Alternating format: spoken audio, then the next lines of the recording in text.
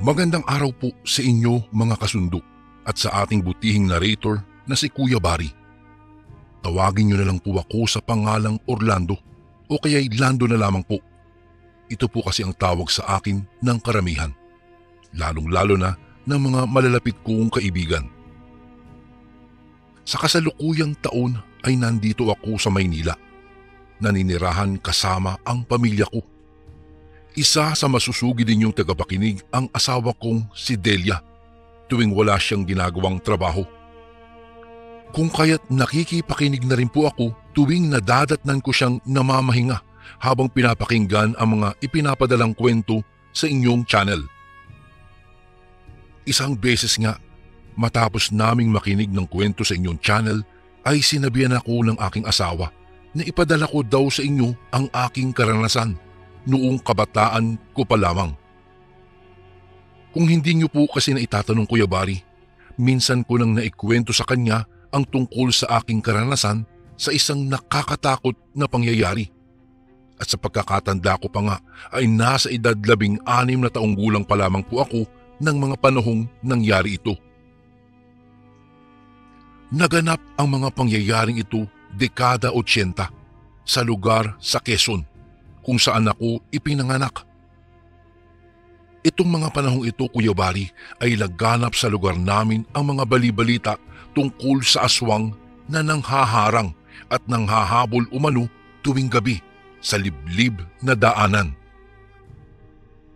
Ayon pa sa haka-haka ng mga kapitbahay namin, may nakakita na raw sa aswang na nanghaharang sa liblib na daan. At ito pa, bagong yanggaw daw ang aswang na iyon sa kadahilan ng napaka-agresibo umano nitong makapangbiktima ng tao. Noong malaman nga po iyon ng aking ama, ay palagi kaming magkakapatid sinasabihan ng aking inang huwag nang magpapaabot ng gabi kapag pupunta kami sa bundok, lalong-lalo na raw si tatay, dahil baka mamaya matsyempohan kami ng aswang at kami ang gawing hapunan. Dahil sa hindi naman po ako mapaniwalain sa mga usap-usapan noon, binaliwala ko lamang ang mga babala sa akin ng aking ina. Sa isip-isip ko lang noon kung talagang totoo ang sinasabi nilang aswang, bakit wala pa akong nakikita? Samantalang palagi naman po akong ginagabi ng uwi galing sa bundok kasama si tatay. Ngunit ni minsan, wala man lang kaming nararamdamang may kakaiba sa paligid o nakakasalubong na sinasabi nilang aswang sa tuwing bumababa na nga kami ng bundok ng alanganing oras. Kapag sinasabi ko sa aking inang, hindi ako naniniwala sa mga usap-usapan ng mga tsismosang kapitbahay.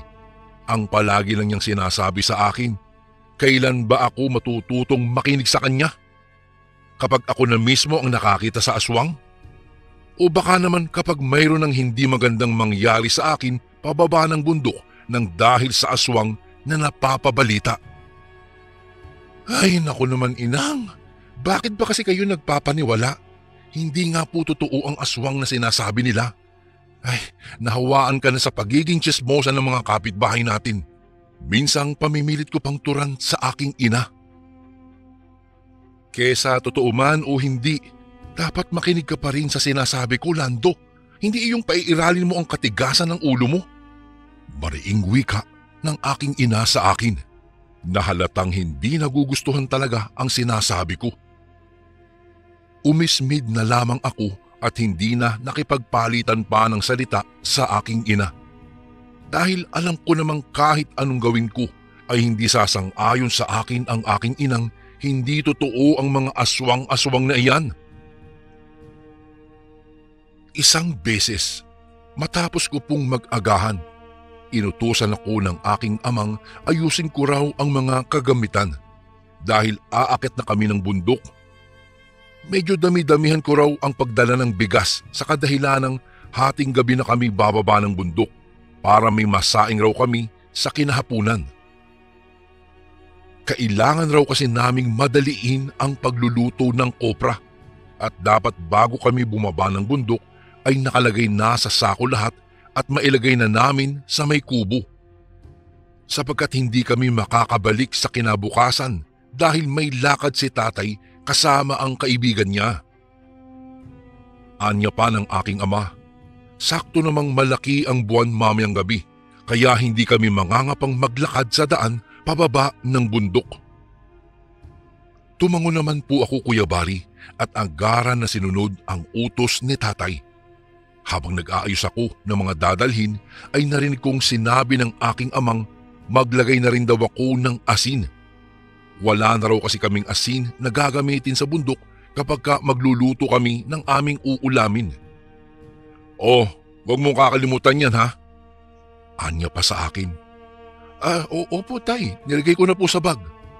Tugon ko naman sa kanya. "Oh, siya nga pala, wag mong banggitin sa nanay mong alanganing oras na tayo makakauwi ha. Alam mo naman yun." Wika pa niya sa akin. Sasagot na sana ako, subalit hindi pala nakaligtas sa pandinig ng aking ina ang sinabi ni tatay. Kung kaya agad na lumapit si nanay at galit na nagsabing, "Ano ka mo? Dis oras na ng gabi kayo makakababa ng bundok?" Nag-aalalang wika nito. Opo nay, kailangan kasi naming tapusin ang pagluluto ng kopra. Dahil si tatay po may lakad po bukas kasama si Mang Berto." Sagot ko naman sa aking ina. "Ay sus, kayo talagang mga lalaki ano. Alam nyo namang ang bali-balita dito sa ating may aswang na nanghaharang sa daan, di ba? Di pa kayo natatakot sa balitang may nananambang dyan sa daanan? Papaano na lang kung matsyempohan kayo niyan sa daan? Anong gagawin nyo, aber?" Sermong wika naman ng aking ina. Napasimangot na lang po ako sa sinabi nito dahil magsisimula na namang maglitanya ang aking ina. "Ay sos, Marieta, nagpapaniwala ka na naman dyan sa kapitbahay natin. Hindi totoo ang sinasabi nilang aswang. Naku, ikaw talaga. Tumanda na lang tayo Wala naman tayong nakikitang aswang, di ba? Ang sabihin mo kamo, yang mga kapitbahay natin, wala silang ibang mapagchismisan, kaya kung ano-ano na lang ang pinag-uusapan." Pilosopong sagot naman ni tatay kay nanay. Napansin kong sumimangot ang aking ina at kamuntikan na nitong batukan ng hawak-hawak na sandok si tatay at pinandilata na lamang ng mga mata. "Hay naku, bahala na kayo riyan. Basta ikaw Mando ha. Yang anak mo, ayus-ayusin mo ha. Kapag kayo talaga napahamak sa pag-uwi-uwi nyo ng alanganing oras, humanda talaga kayo sa akin." Nagpipigil na galit na wika ng aking ina. Matapos ko ngang maihanda ang mga gamit ay lumarga na kami, Kuya Bari, ni tatay. Sa paglipas ng ilang minuto, panay ang pagtabas ni tatay ng mga damo sa gilid ng daanan habang naglalakad paahon. "Tay, sa palagay niyo po totoo kaya yung mga haka-haka ng mga kapitbahay natin na may aswang talaga?" Panimulang tanong ko sa aking ama.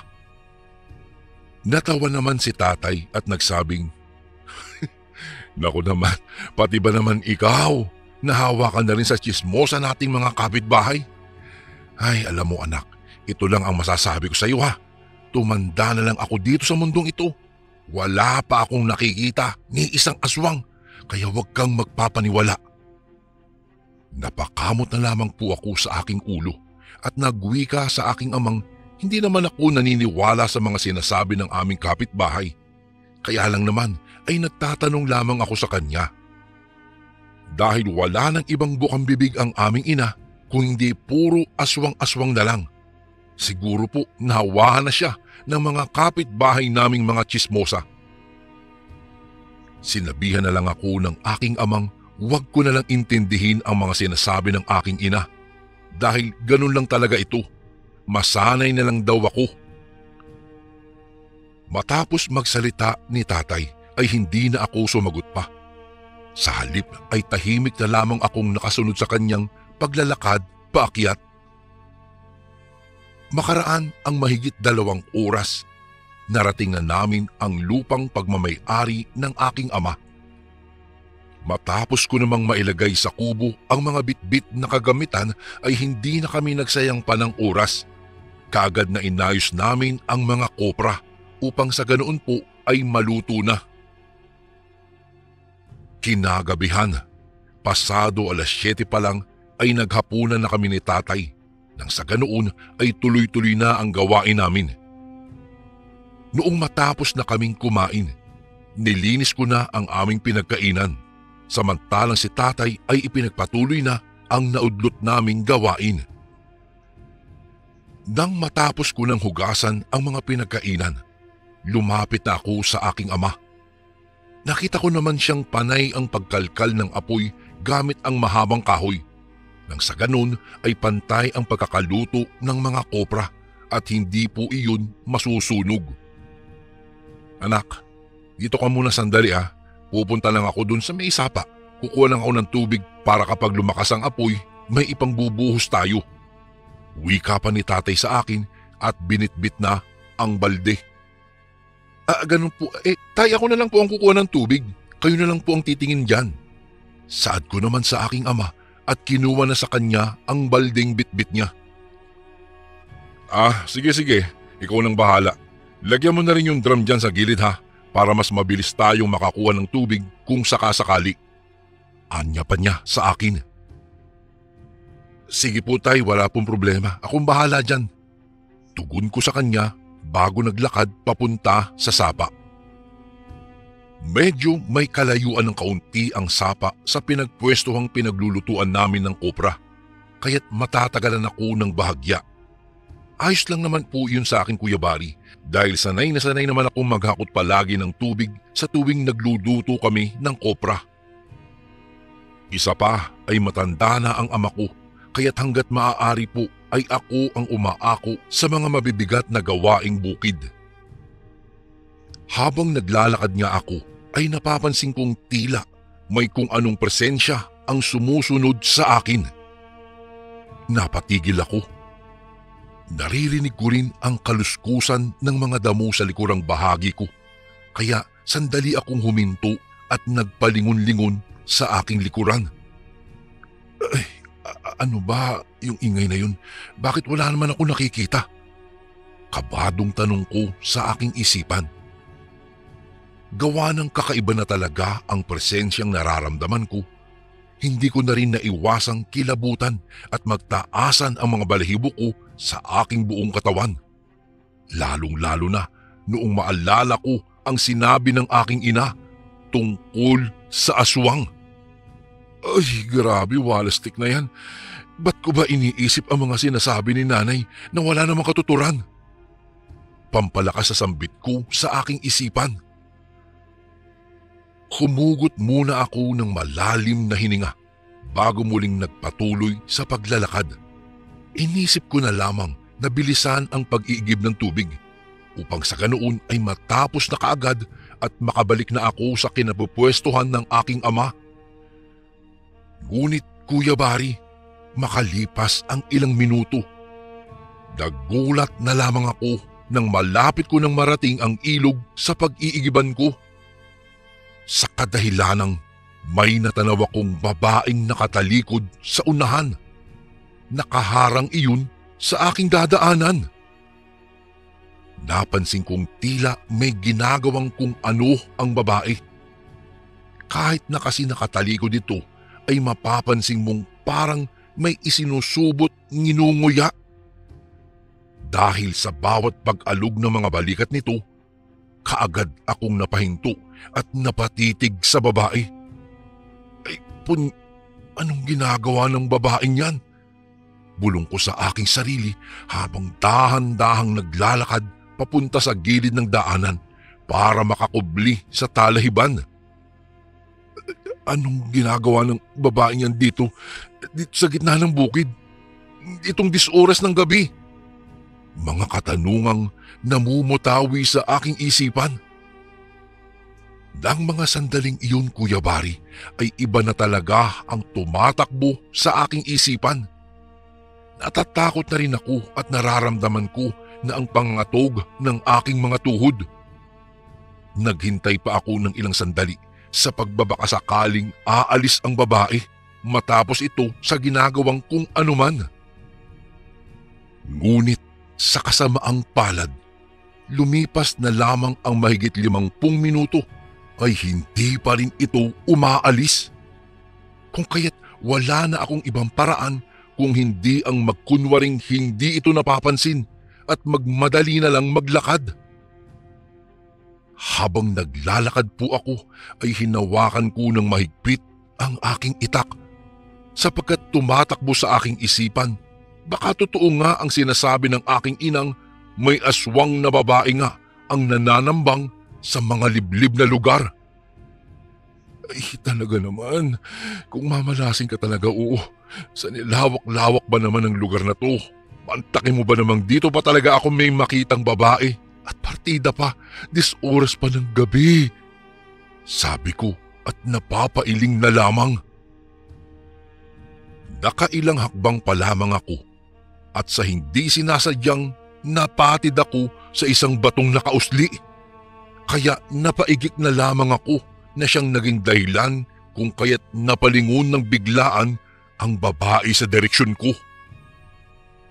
Sa paglingon nga ng babae, Kuya Bari, doon na nanlaki ang mga mata ko at kulang na lang talaga panawan ako ng ulirat sa kadahilan ng klarong-klaro kong nakikitang punong-puno ng likidong kulay pula ang kanyang bibig at may nginunguya pang karning hilaw. Sabog-sabog ang mga buhok at nagtataasan na animoy hinangin ng napakalakas ang kanyang buhok. Namumula ang mga matang nagbabaga na parabang uling na sinigaan. Agarang napasinghap at napasigaw ako nang bigla na lamang may humawak sa balikat ko. Noong tingnan ko kung sino ang humawak sa balikat ko, ay nakita ko ang aking ama. May bitbit din itong itak. Tatay, nahintakutang gulat at sambit ko. Anak, ihanda mo ang itak mo. Mahinang wika ng aking ama habang hindi inaalis ang pagkakatitig sa babae. Sa mahinang boses, Kuya Bari, sinagot ko ang aking amang kanina ko pa po hawak-hawak ang itak. Sinabihan niya ulit akong bitawan ko ang bitbit kong balde at maghanda sapagkat aswang ang babaeng nasa harapan namin. Marahil ay iyon na ang sinasabi ng aking inang bagong yanggaw. Kahit takot na takot po ako ng mga oras na iyon, ay marahan kong binitiwan ang balde habang pilit na nilalakasan ang loob ko at mariing hinahawakan ang itak. Noong akmang hahakbang na sana kami, ay nagulat na lang po ako nang mabilis na sumugod sa amin ang aswang at walang ano-ano'y mabilis na dinambahan ang aking ama. Huli na nang makailag sa aswang si tatay dahil sa walang sawang pinagkakalmot na siya ng aswang na ito sa kanyang dibdib at braso. Napasigaw naman ang aking ama at mabilis nang nakipagsagupa. "Lentik kang aswang ka!" Hindi mapintang sigaw ni tatay nang makawala sa aswang. Akmang tatagain na niya sana ng itak ang aswang, subalit mabilis nang nilapitan siya ng nilalang at nagpambuno ulit silang dalawa. Nang makita kong muli na namang dadaganan ng aking ama ng aswang, ay mabilis ko na siyang nilapitan at walang habas na hinataw ng itak ang nilalang. Subalit, Kuya Bari, kahit anong gawin kong pagtaga sa nilalang ay parang nagtaga lamang ako ng balat ng kalabaw. Sa kadahilanang sa bawat paglapat ng itak ko sa katawan ng aswang ay tumatalbog lamang iyon na parang gulong ng sasakyan ang tinaga ko. Dinig na dinig ko rin ang pag-angil ng aswang at para bang gigil na gigil ito habang walang habas na muli na namang pinagkakalmot si Itay. "Putragis ka! Bitiwan mo ang ama ko!"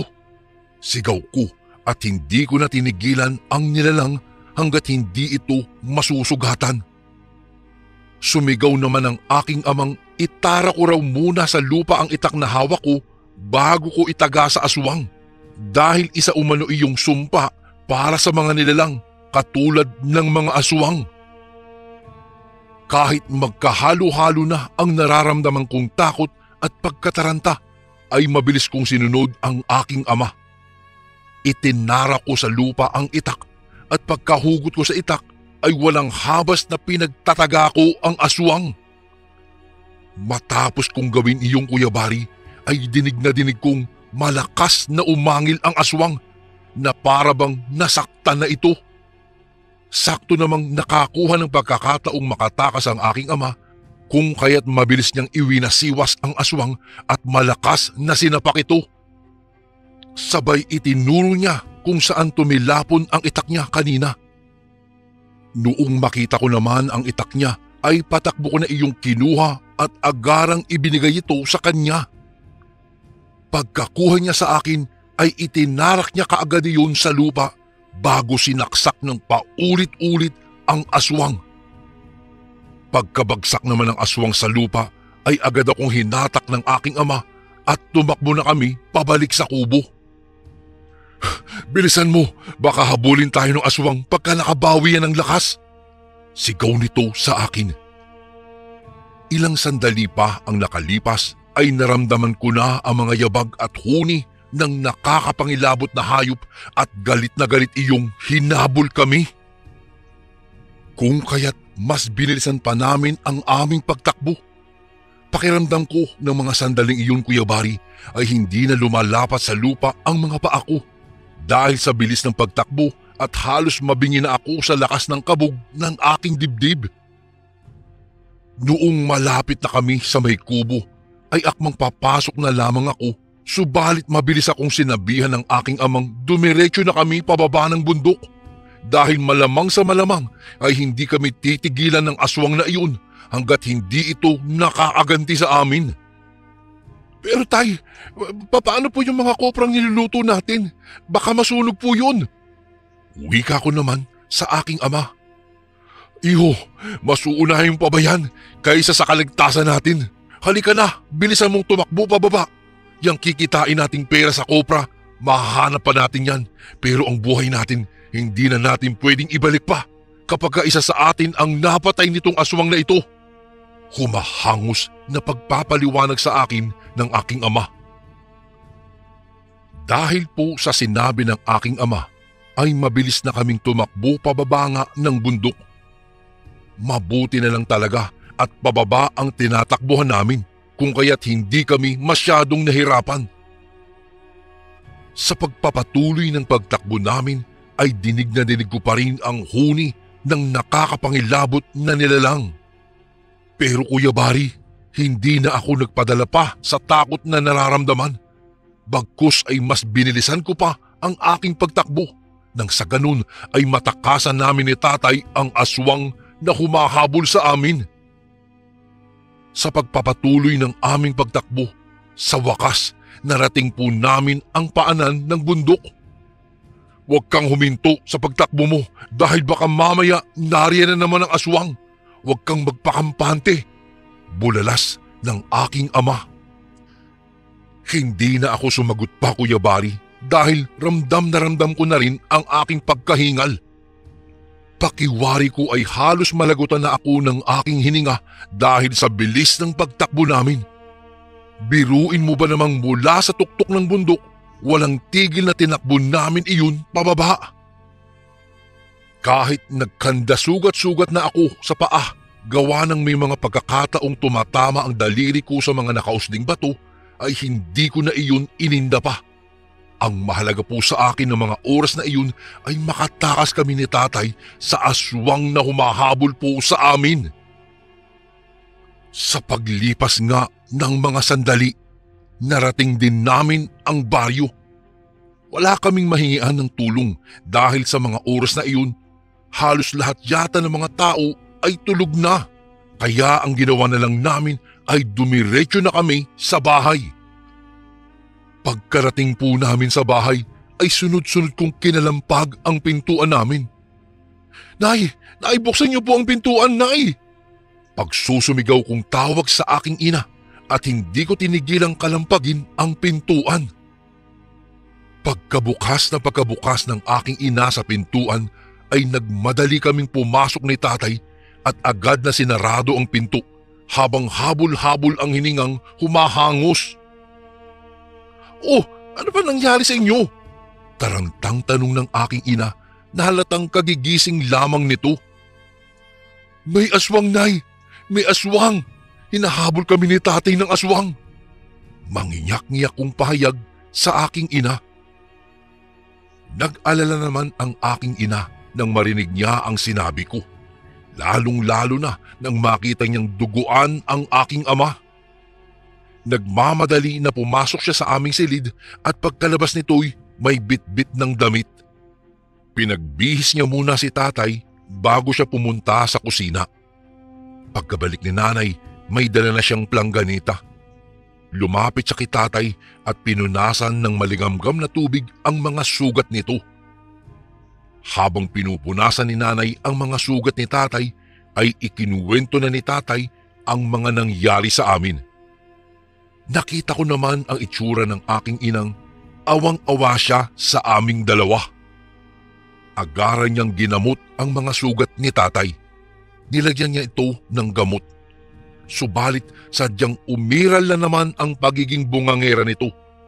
Dahil ilang sandali lamang ay nagdadakdak na naman ito. Dahil daw sa umano hindi kami nakinig sa mga sinasabi niya. Mas pinairal pa daw namin ng tatay ko ang katigasan ng aming ulot. Pinagsabihan pa namin siyang nahawahan umano ng mga tsismosang kapitbahay. Ano? Sinabi ko naman sa inyo kasi na may aswang na nananambang. Hindi kasi kayo nakikinig sa akin eh.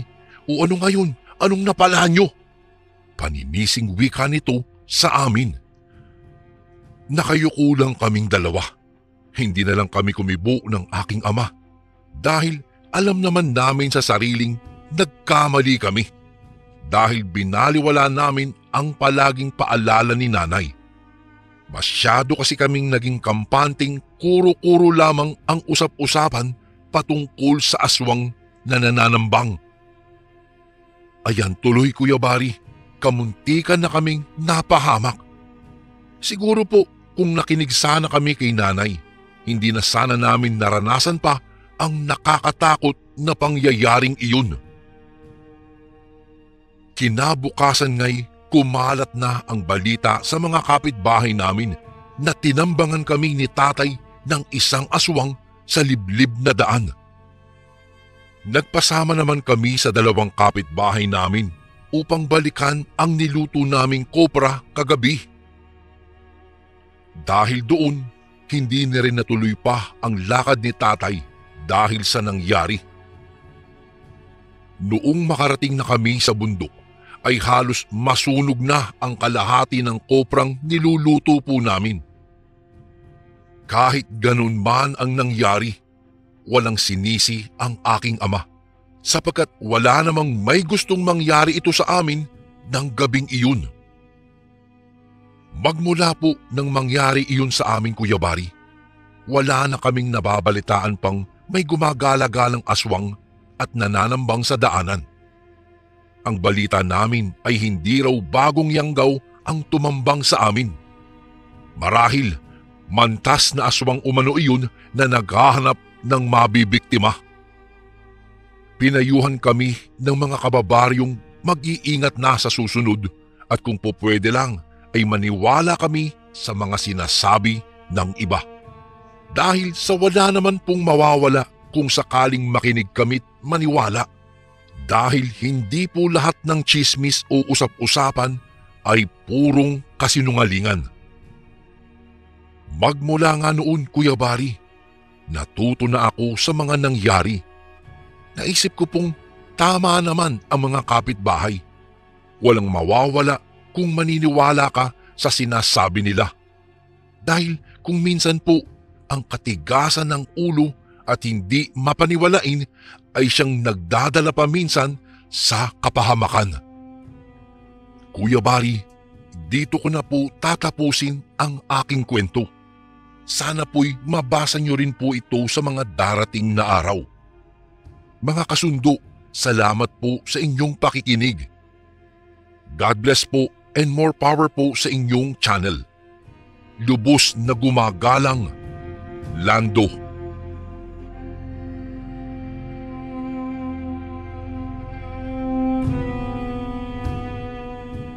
Magandang araw po sa inyo, Kuya Bari.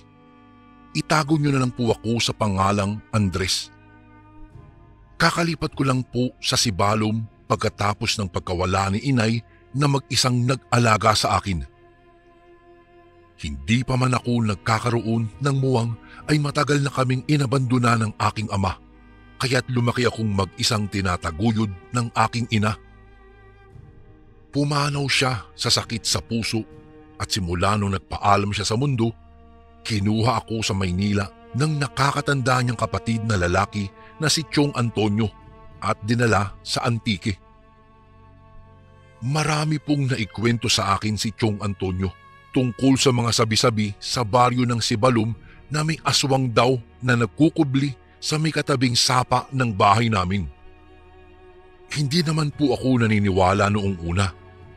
Hindi na ako bata para magpadala sa takot. Meron nga pala siyang kambal na anak, sina Rambo at Ramon. Sa kabutihang palad ay hindi naman ako nahirapang bumuo ng magandang relasyon kasama ang dalawa kong mga pinsan. Mababait po sila. Gayun din ang nanay nilang si Tiang Marisa. Nasabi rin sa akin ng kambal yung usap-usapan tungkol sa sinasabi ni Chong Antonio na aswang. Isang gabi raw noong lumabas silang dalawa kasama ang 3 iba pang mga kaibigan upang maligo sa sapa ng Sibalom, 1 taon na ang nakakaraan, binalot daw ng isa sa mga kasama nila ang lugar ng malakas na sigaw nang may humila sa kanyang paa nitong paglusong niya sa tubig. Dala ng takot, hindi na siya nagawang matulungan pa ng 2 pa nilang mga kasama na noong mga panahong ding iyon ay nakalublob ang mga katawan sa sapa. Kumaripas ang mga ito ng takbo at hinayaang pumailalim ng tuluyan sa tubig ang kaibigang hindi na nagpakita magmula ng gabing iyon.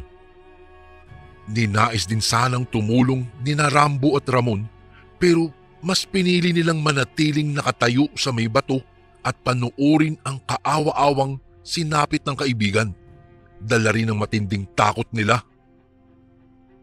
Bakas ang pagsisisi sa tono ng kanilang pananalita habang idinidetalye ang buong pangyayari. Siguro kung nasa posisyon din nila ako nung mga oras na iyon, maninigas lang din ako sa aking kinatatayuan, Kuya Bari. Matapos ang kagimbal-gimbal na insidente, agad namang rumisponde ang mga tauhan sa baryo at hinanap ang bangkay ng nawawala nilang kaibigan sa nasabing sapa. Subalit ang natagpuan na lamang nila'y kamiseta at pantalon na lamang na huling suot nito. Hindi na nakapagtataka kung iisipin ng mga tao na baka sila lang din ang nasa likod ng sinapit ng kanilang kaibigan. Ngunit matagumpay naman nilang napatunayan na kakaibang nilalang ang may gawa nun. Salamat sa testimonya ng tumayong testigo na si Mang Kanor na noong gabing iyo'y galing sa pangangaso. Nasilayan daw niya ang unti-unting paglublob ng buong katawan ng binata sa tubig na tila ba'y may malakas na kamay na humihila rito mula sa ilalim. Narinig din niya ang paghingi nito ng saklolo habang sinasabing may humihila raw sa kanang paa nito. Hindi roon natapos ang paglaganap ng parehong insidente. 2 dalaga ang naiulat na nawawala sa sapa nang minsang maglaba ang mga ito roon. Hindi naman daw kasi lubusang naniniwala ang mga ito tungkol sa sinasabing halimaw na naninirahan sa sapa o kung tawagin nila'y bantay tubig.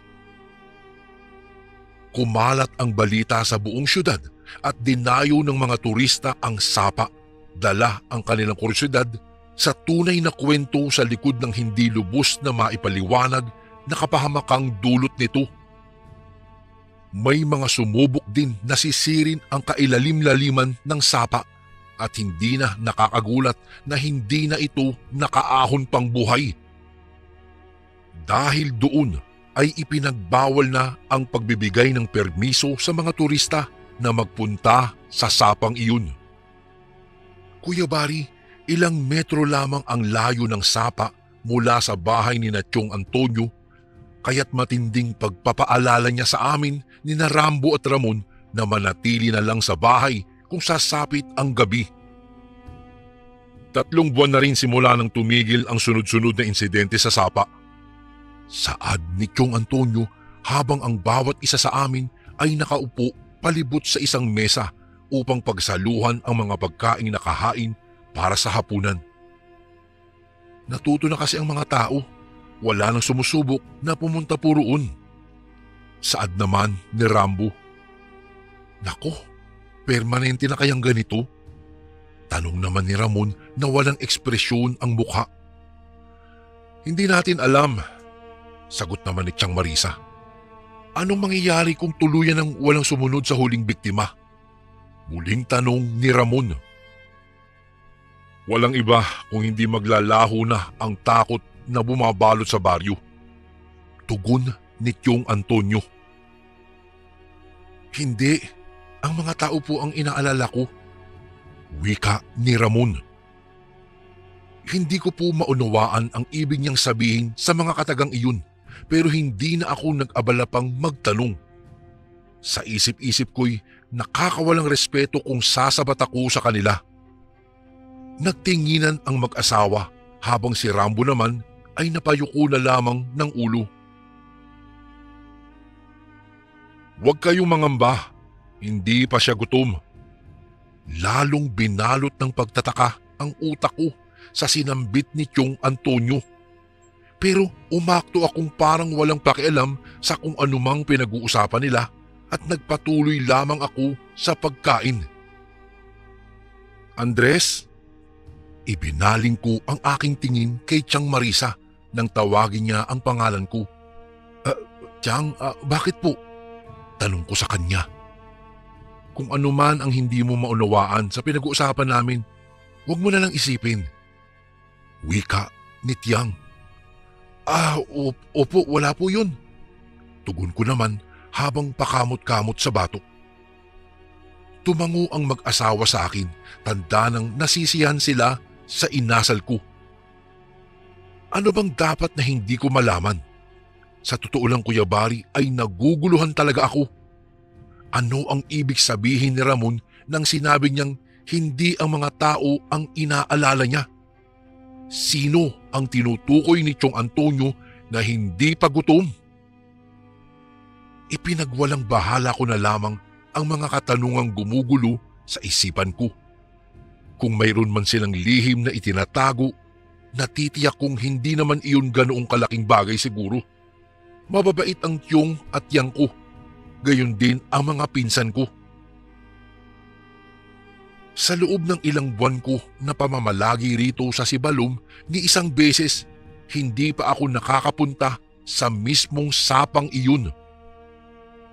Natatakot din ako sa maaaring mangyari sa akin doon. Pero bigla kong napagdesisyonang mag-imbestiga at mangalap ng ilang impormasyon, baka sakaling maging daan sa tunay na katauhan ng nasa likod ng mga kagimbal-gimbal na insidente. Kung kaya't kinagabihan, nang matiyak kong mahimbing nang natutulog ang dalawa kong pinsan na kasama kong matulog sa isang silid, ay palihim akong lumabas ng bahay at maingat na sinarado ang pintuan. Hindi na ako nag-abala pang tignan sa kabilang kwarto sina Tiyo at Tiang, dahil sigurado naman akong tulog na sila ng mga oras na iyon. Tinaha ko ang daan patungo sa sapa, daladala ang lamparang naglilikha ng kaunting liwanag. Salamat din sa sikat ng buwan. Hindi pa man ako nakakalapit sa sapa, bigla kong natanaw si Tiong Antonio na nilalaro ang kaibabawan ng tubig sa sapa gamit ang kanyang mga palad. Parang may kinakausap siya sa ilalim.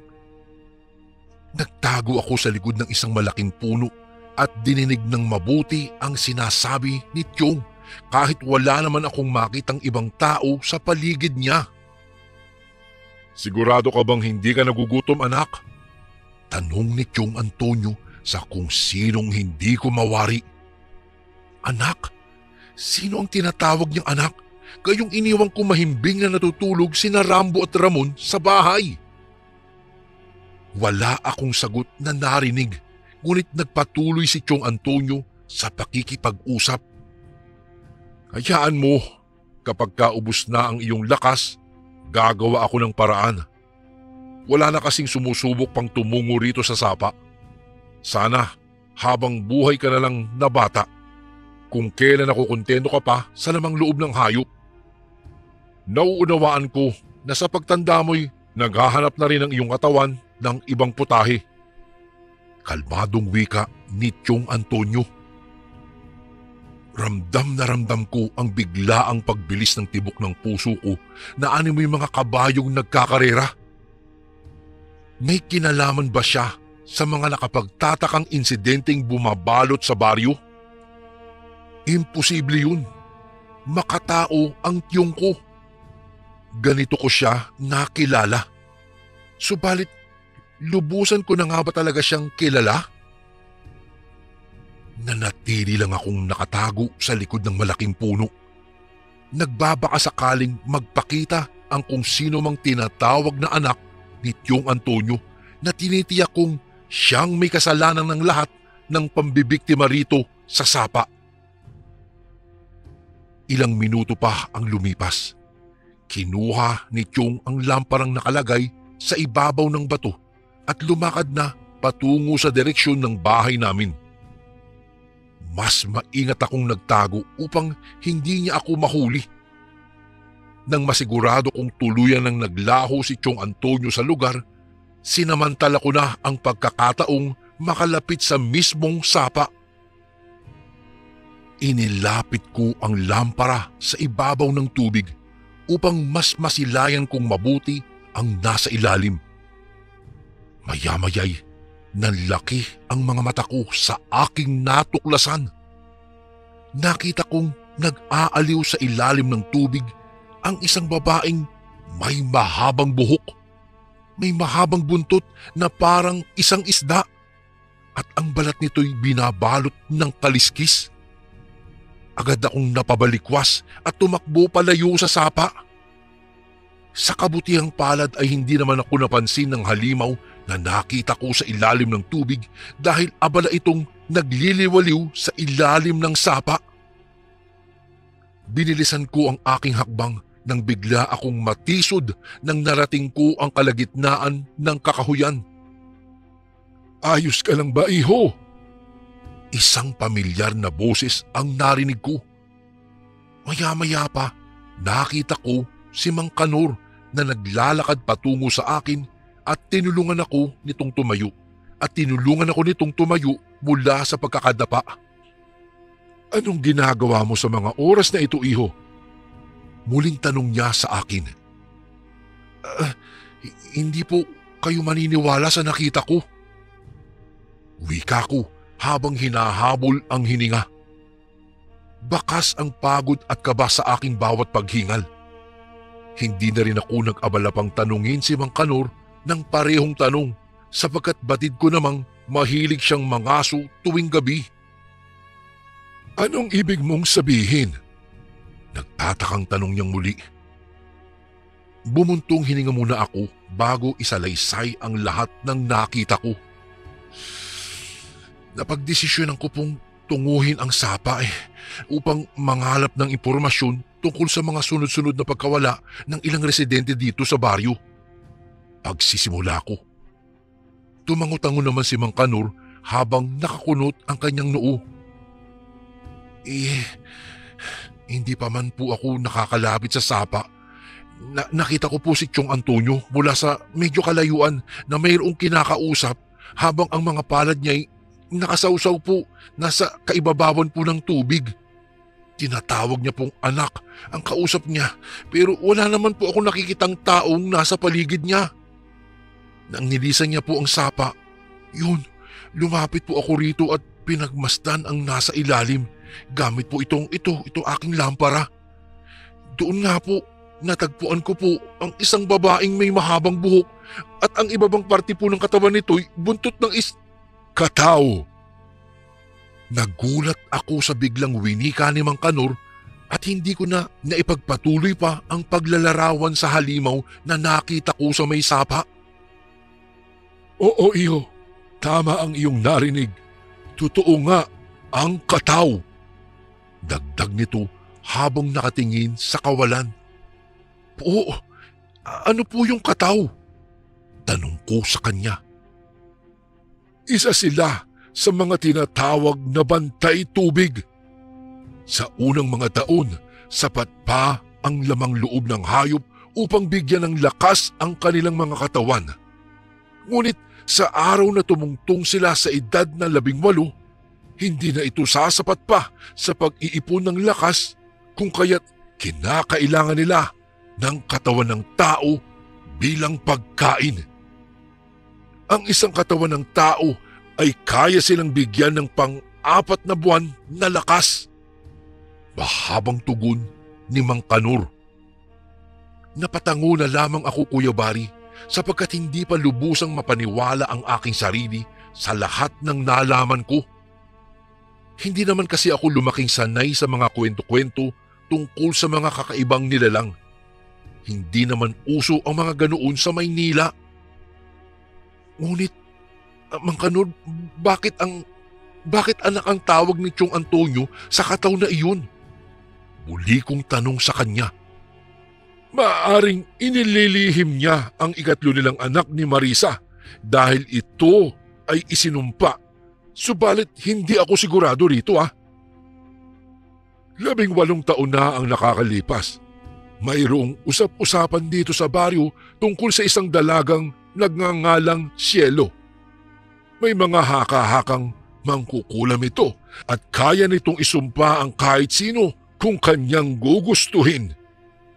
Gayunpaman, maraming kalalakihan ang umibig dito dahil sa taglay nitong ganda.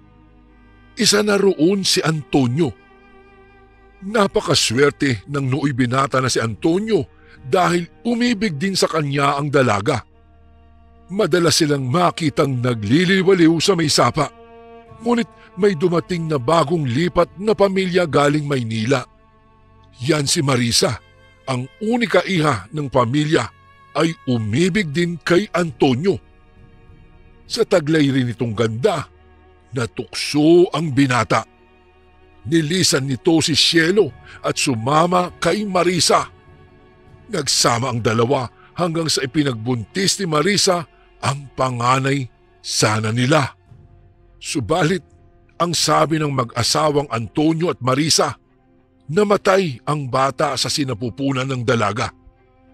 Sa parehong taon, natagpuan si Cielo na nagbigti sa may puno malapit sa sapa kung saan sila noon madalas magliwaliw ni Antonio. Nabuntis muli si Marisa at iyon na nga sina Rambo at Ramon.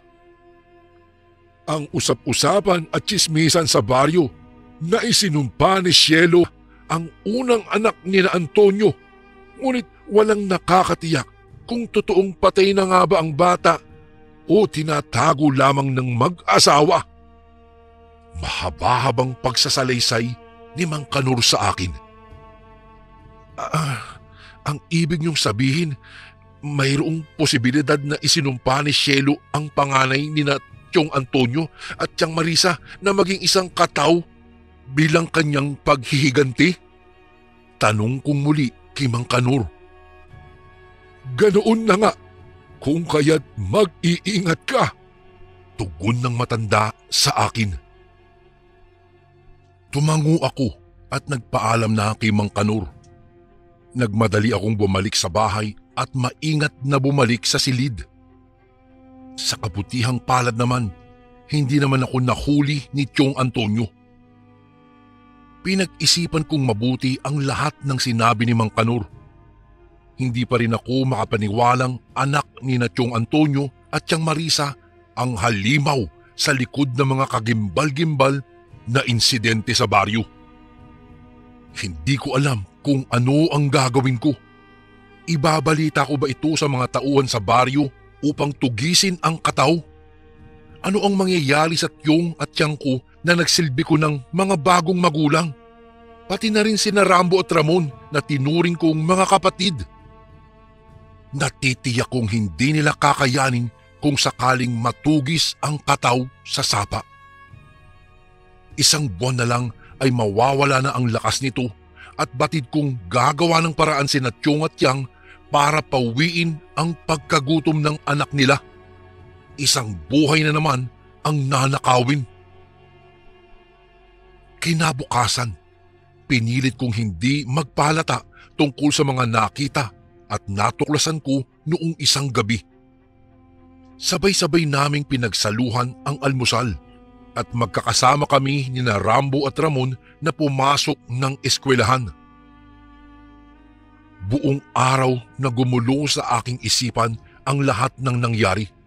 Ngunit pilit kong ipinagsawalang bahala na lamang iyon. Subalit lumipas ang isang buwan. Hindi ako mapakali kaya't kinausap ko ang kapitan ng baryo na si Kapitan Timo at pinakiusapan siyang bilinan ang lahat na huwag tumungo sa sapa at huwag nang lalabas kung gabi at kung mas makakabuti ay kahit sa araw. Ipinakiusap ko rin na kung maaari ay huwag ipaalam na sa akin galing ang utos na iyon. Tinanong ni Kapitan kung bakit ganoon na lamang ako umasal. Ang sabi ko naman ay nanaginip akong may susunod na biktimang mawawala sa sapa at malaki ang posibilidad na isa iyong premonisyon. Nagtataka man, ngunit napaniwala ko naman siya at ang kanyang mga tauhan sa pagsisinungaling ko dahil mahilig sa mga pamahiin ang mga tao sa baryo. At sa kabutihang palad naman, Kuya Bari, sumunod ang mga mamamayan ng baryo sa ipinagbilin ng kapitan. Isang araw, naisipan kong bisitahin si Mang Kanor at humingi ng payo sa kung anong dapat kong gawin upang tuluyan ng matigil ang pambibiktima ng kataw at paalalahanan na rin siya na kung maaaring huwag na siyang lalabas tuwing gabi upang mangaso para na rin sa kanyang kaligtasan. Tanghali nang narating ko ang kanyang kubo kung saan siya mag-isang naninirahan. Tinawag ko po ang pangalan niya, ngunit walang sumasagot. Naku, siguro tulog siya sa mga oras na to. Sambit ko lamang sa aking sarili. Nilakasan ko pa nga lalo ang boses ko upang magising siya kung sakali mang natutulog siya, pero ilang minuto na ang nakakalipas ay wala pa ring sumasagot. Kung kaya't napagdesisyonan kong umuwi na lamang at baka pumasyal si Mang Kanor sa bayan. Kinagabihan, tumungo ako sa kakahuyan. Umaasang makakasalubong ko roon si Mang Kanor. Pero hindi ko siya natagpuan. Dumiretso ako sa bahay niya at baka nagpapahinga na siya mula sa pangangaso. Subalit parehong sitwasyon lamang ang aking nadatnan. Tumakbo ako patungong sapa kahit pa binabalot na ako ng takot at pangamba. Pagkarating ko sa sapa, tumambad sa akin ang kulay itim na paboritong kamiseta ni Mang Kanor na palutang-lutang na sa tubig. Kusang bumagsak ang aking mga tuhod sa lupa habang pinoproseso pa rin ng utak ko ang nangyari. Ilang minuto na rin akong nakatitig sa kawalan nang may marinig akong mga yapak ng paa na animoy patungo sa aking direksyon. Nang lumingon ako sa aking likuran, nakita ko si Chong Antonio na walang ekspresyon ang mukha. Agad akong tumayo at humakbang paatras. Lumakad naman siya ng mabilis papalapit sa akin at mahigpit akong hinawakan sa aking balikat. Anong ginagawa mo rito? Pag-uusisa nito.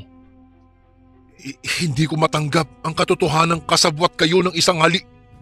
Hindi ko na natapos pa ang aking sasabihin nang tumama ang kabaon nito sa aking kanang pisngi dahilan upang matumba ako sa lupa. Tama nga ang hinala ko na matagal mo nang alam. Pangisi-ngisi nitong sabi habang ako na may nanatili sa lupa at pinupunasan ng sugat sa labi gamit ang likod ng aking palad dulot ng kanyang biglaang pagsuntok sa akin. Maya-maya pa ay nanlaki ang aking mga mata dahil umahon sa tubig ang isang babaeng may mahabang buhok at may kulay asul na buntot ng sa isda. Pumosisyon ito ng upo sa may bato. Mas nakakatakot ang itsura nito ngayon kumpara noong gabing una ko siyang nakita sa ilalim ng tubig. Mababakas ang galit sa mukha nito at mas lalo pang nagpakaba sa aking dibdib nang titigan ako nito ng malalim. Animoy, handa na akong sunggaban anumang oras. Naisip ko mang tumakbo, Kuya Bari, subalit hindi ako makagalaw sa tindi ng takot na nararamdaman ko. Lumapit sa kanya si Tiyong Antonio at kalmadong kinausap ang kataw. Huwag kang mag-alala, anak. Hindi siya kaaway. Hindi mo ba nakikilala ang kanyang amoy na kapareho ng sa kamiseta niyang dinala ko rito noon? Hindi ba't ang sabi ko sa iyo'y alalahanin mo ang amoy na iyon upang makilala mo siya mula sa ibang tao? Kaya pala, kahit anong gawin kong paglapit sa sapa, hindi ako ginagambala ng kataw dahil pinaalalahanan siya ni Tiyong Antonio sa pamamagitan ng aking natural na amoy.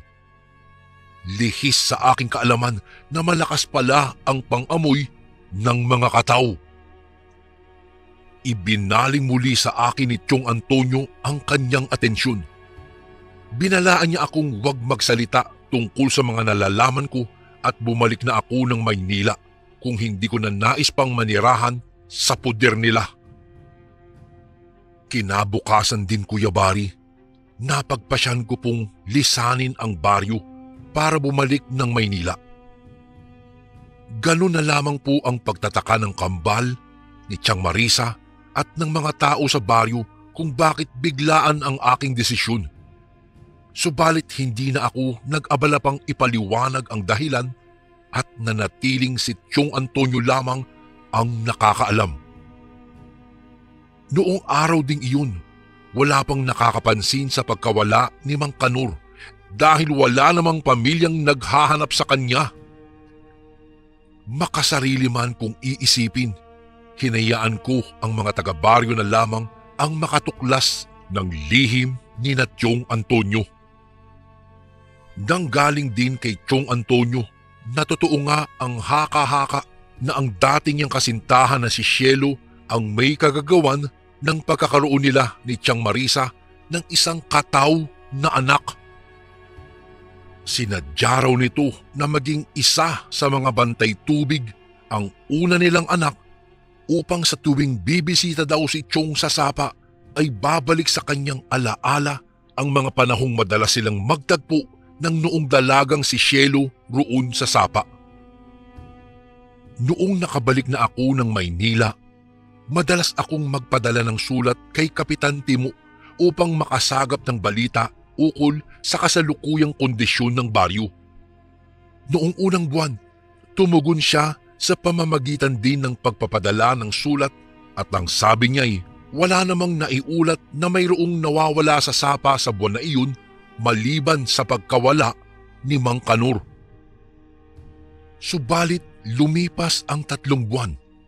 Isang nakakagimbal na balita ang aking natanggap mula kay Kapitan Timo.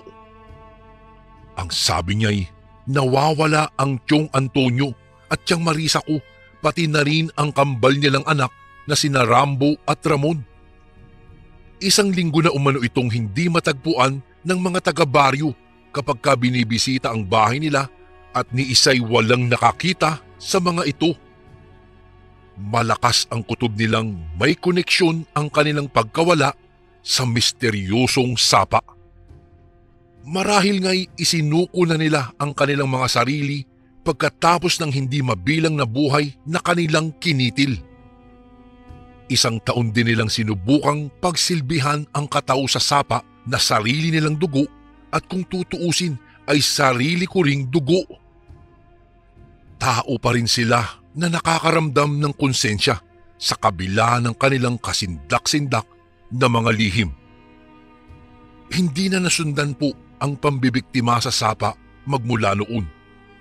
Marahil sa tinagal-tagal na wala ng pagkukunan ang kataw ng lakas, ay kasama nitong naglaho ang kanyang pamilya. Kuya Bari, dito ko na po tatapusin ang aking kwento. Sana po'y maitampok niyo po ito sa mga darating na araw. Salamat po ng marami and more power po sa inyong channel. Lubos na gumagalang, Andres. And again, maraming salamat po mga kasundo. Don't forget to subscribe and i-click nyo lang po yung bell na button para updated po kayo sa mga upcoming videos namin na paparating.